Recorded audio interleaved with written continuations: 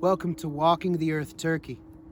Today we are at an ancient unexcavated site. This is the site of Antioch-on-the-Meandres in Aydin province of Turkey.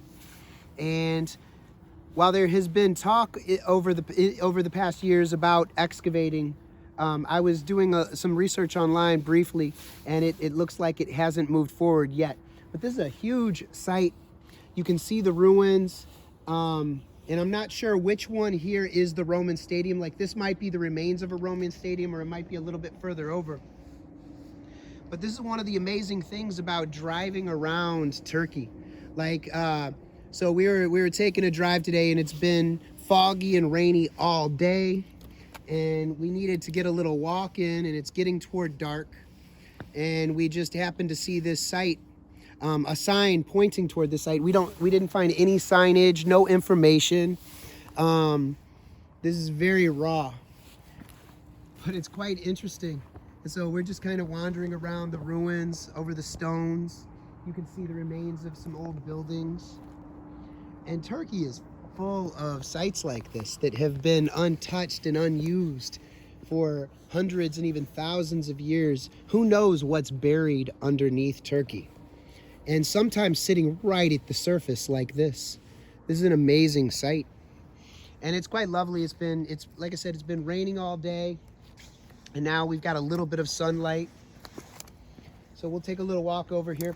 One of the things that was interesting is I just looked at the little Wikipedia article, is that the city was basically quite extensive and was located at near the confluence of two rivers. One is the Meander River, which is where we get the word meander, because it winds to and fro over a long length of western Anatolia.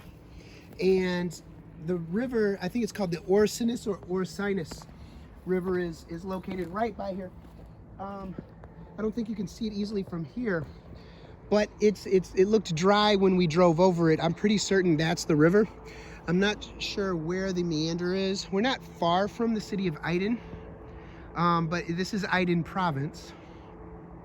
This is very cool here. Like, I'm sure a lot of the farms have been utilizing this stone for fencing and walls and their homes for hundreds of years or more.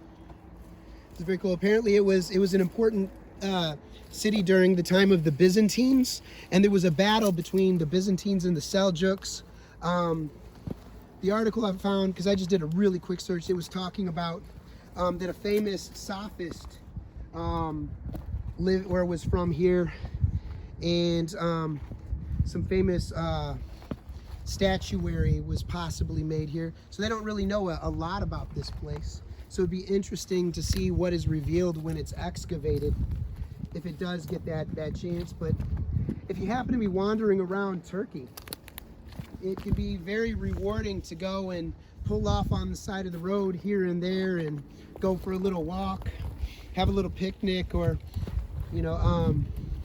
just sit on a hill that's full of ruins from many different areas, from the Greeks, the Lydians, the Phrygians, the Byzantines, the Romans. So this was an important site for the Eastern Orthodox Church and the Catholic Church, I believe, in this area. So I know very little about it, but I can tell you that this is cool. So you can see the remains of structures here that were huge, and this is like a giant mound. Who knows what's buried here or under here? It's very lovely. I really love wandering around Turkey. It's full of historical and spiritual gems. So let's see if we can find anything interesting around here as we wander. Let's see this. So it looks like there's a marker here. And then we've got a structure here that looks like it's still in pretty good shape. Maybe this was built later, I don't know, because it looks more recent than the other things. But I'm not an archaeologist by any means. I just think history is cool. Very nice. There's some very cool stones through here. I don't know enough about geology either. Beautiful. It looks like there have been boars through here and goats. Very cool.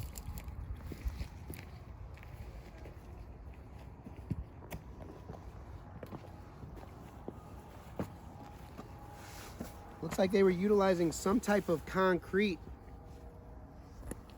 to hold things together. So I don't know what era this is. Huh. Yeah, there's some well-constructed walls through here.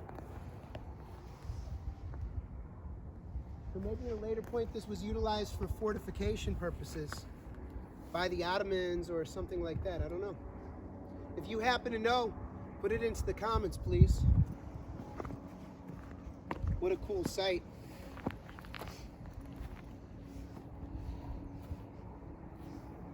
Very nice. And it's a huge site. This is like a giant mound, like a mountain unto itself, and it's probably goes down quite deep with structures, many layers. So who knows what's actually here? It's all types of stonework, and it looks like we've got brickwork, possibly, but definitely stone. And it looks like if you look down here, there's concrete here. Yeah, this is concrete, and there's quite a bit. So I don't know if these are later structures superimposed on the ruins for some purpose, or if this is from the earlier concrete, because I remember hearing about how the Romans used to have types of concrete that were quite strong and long lasting and would get stronger with age, I believe, if I'm remembering correctly.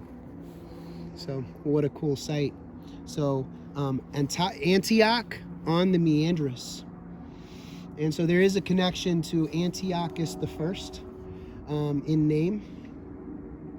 So this is, what an interesting site. Who knows what's here? I wish I had more time to kind of just spend some time and relax here. It's be a good place to come and have a picnic on a nice day. And if you look all around, you can see olive groves. So they grow a lot of olives and figs in this region. Aydin province is very famous for its agricultural produce. It's a very cool province, actually. One of my favorite provinces in all of Turkey. It's just surrounded by beautiful mountains. All right, so we'll go ahead and draw this to a close. But let us know anything that you might know about this specific location, or some resources to look into further. I wish that I had a chance to study more in advance. We're trying to check this out while it's still daylight, and don't have a lot of data to be doing much research on the go. If you look straight out here, so that's an incir tree, so that's a fig tree. And I was having a conversation with somebody who says it looks like in the wintertime, it looks like they're like the trees making dua. It's reaching up to the heavens, praying for spring. It's quite beautiful with and without leaves, and it's such an amazing, nutritious and healing plant with a huge variety of benefits and purposes. So be happy.